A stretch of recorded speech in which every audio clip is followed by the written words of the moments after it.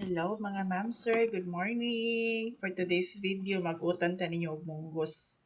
Ang atong munggos ato na ni siyang gibabad kaninang buntag nya ay gabi di ay. sorry.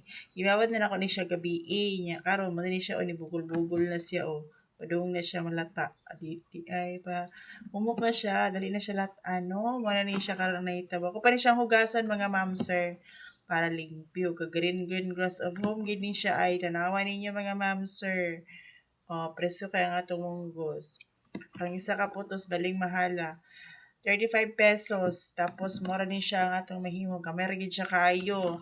So, mura man ni siya nga itong one karon kay ni siya itong sudanon, mga ma'am sir. Magluto ta ani karon.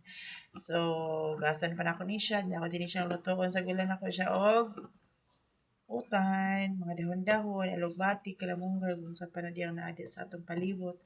Wala man tayo kapalit og karni, so wala lang siya tumutan. Healthy living sa takarang mga ma'am sir, no? So, bye.